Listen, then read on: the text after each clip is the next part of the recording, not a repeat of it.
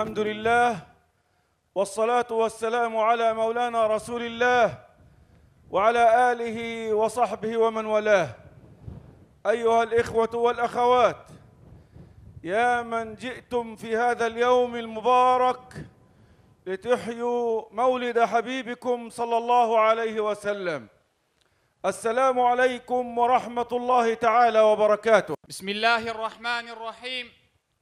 Hamd alemlerin Rabbi olan Allah'a olsun. Selat ve selam Hazreti Muhammed'e, âline, ashabına ve kıyamete dek onun yolunu takip eden sizlerin üzerine olsun. Bugün böyle bir meydanda Resulullah sallallahu aleyhi ve sellemin viladetini kutlamak için bir araya gelen sizlere Allah'ın selamını, bereketini ve rahmetini diliyorum. Eyyuhel ihvetu vel ahavat, i'lemû enne Allah tebareke ve teâlâ yusalli aleykum ve enne melâiketallahi subhanahu ve teâlâ yusallûne aleykum ve i'lemû enne Nebiyallahi sallallahu aleyhi ve sellem قد صلى عليكم كما قال الله تبارك وتعالى إن الله وملائكته يصلون على النبي وقال هو الذي يصلي عليكم وملائكته ليخرجكم من الظلمات إلى النور فهنيئا لكم يا من جئتم لتحتفلوا بميلاده صلى الله عليه وسلم. هنيئا لكم رحمة الله وهنيئا لكم دعاء الملائكة وهنيئا لكم استغفار رسول الله صلى الله عليه وسلم إليكم. Değerli abilerim ve değerli bacılarım, bugün sizleri bu meydanda bir araya getiren Resulullah sallallahu aleyhi ve sellemin zatıdır. Ve Allahu Teala'nın da ayet-i kerimede ifade ettiği gibi Allah, Resulü ve melekler Peygamber Efendimiz'e salavat getiriyor. Ve Allah'ın izniyle bugün Allahu Teala sizlere rahmet, Allah'ın Resulü ve melekler de sizlere mağfiret diliyor. Bu buradaki meydandaki toplanışınız sizlere mübarek olsun. Allah'ın rahmeti, bereketi sizlerin üzerine olsun. Eyyuhel ihvetu vel ahavat, Filistin curhun nazif منذ عقود طويلة من الزمن في قلب أمتنا الإسلامية زرعت غدة سرطانية خبيثة أقامت دولة لقيطة مؤقتة لتبقى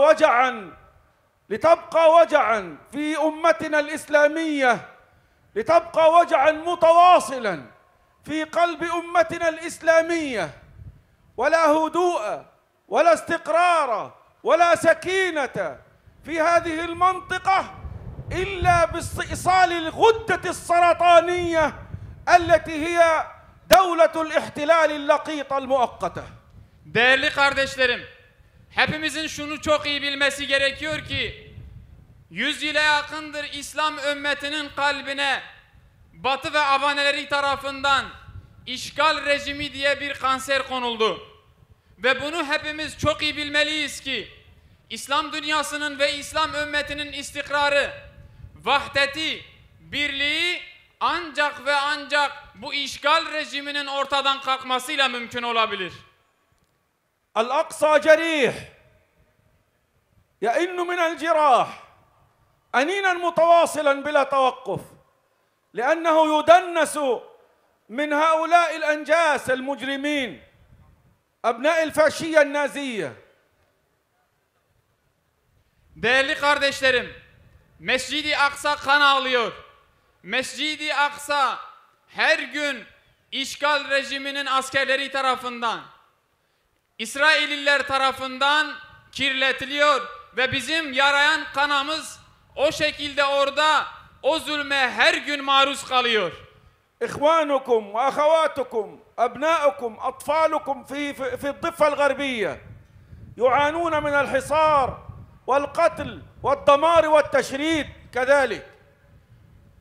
Aynı zamanda Kudüs ve etrafında olan Batı Şeria'daki Müslüman kardeşleriniz, bacılarınız Gazze halkı gibi topraklarından ediliyor. Abluka altına alınıyor. Çocukları şehit ediliyor. Eşleri şehit ediliyor.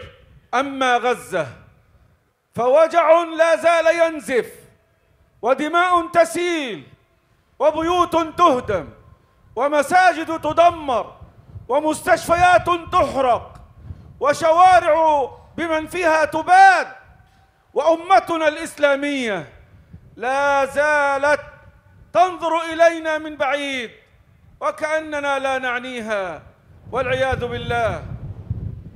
Gazze'ye gelince kardeşlerim, maalesef oranın kanı halen akıyor.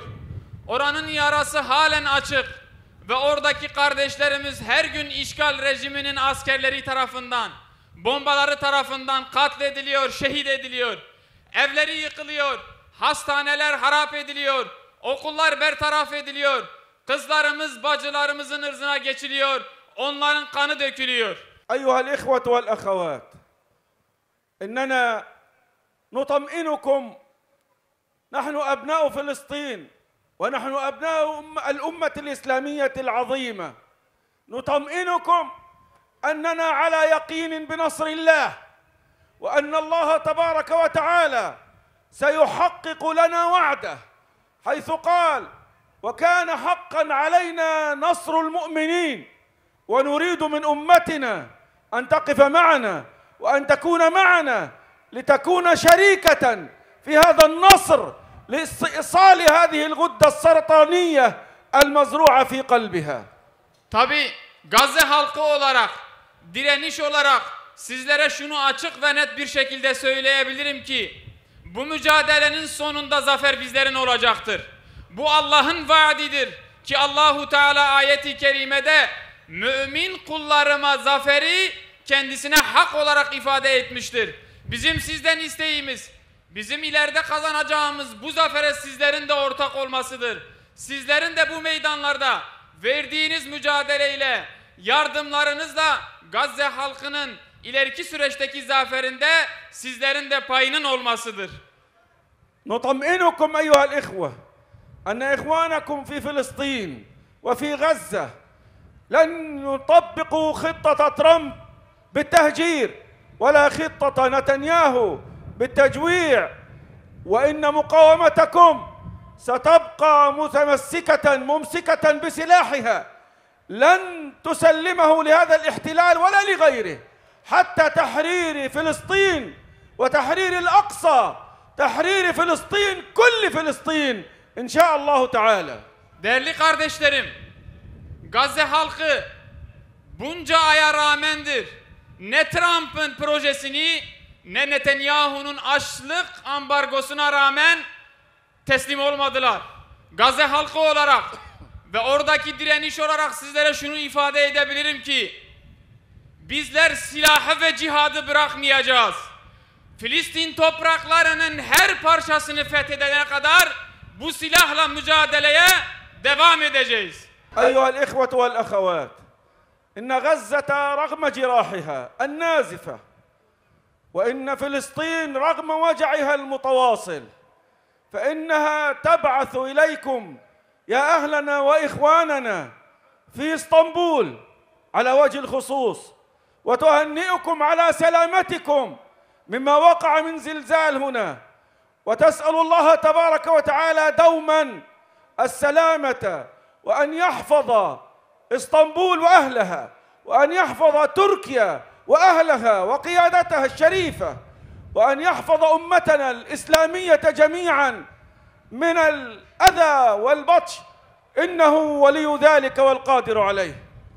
Değerli kardeşlerim, Gazze halkı kanayan yarasına rağmen, aylardır yaşamış olduğu sorun sıkıntıya rağmen sizlere mesajları var. Birkaç gün önce İstanbul'un yaşamış olduğu depremden ötürü sizlere selamet diliyor. Türkiye'ye selamet diliyor ve tüm İslam ümmetinin selameti, hastalıklardan, bela ve musibetlerden selameti için sizlere dua ediyor. أيها الإخوة، إننا وإياكم على موعد مع النصر وعلى موعد أن نصلي في الأقصى محررا قريبا إن شاء الله بعز عزيز أو بذل ذليل وما ذلك على الله بعزيز والسلام عليكم ورحمة الله تعالى وبركاته. Değerli kardeşlerim, hepimiz şunu bilelim ki Allah'ın izniyle bu mücadelenin sonunda hepimizin rotası ve pusulası Mescid-i Aksa olacak. Oraya özgür bir şekilde Fatih olarak girip namazlarımızı orada Allah'ın izniyle ikame edeceğiz. Ve bu Allah için zor değildir. Ve hepinizi Allah'ın selamı, rahmeti ve bereketiyle Allah'a emanet ediyorum. Esselamu aleyküm ve rahmetullahi ve berekatuhu.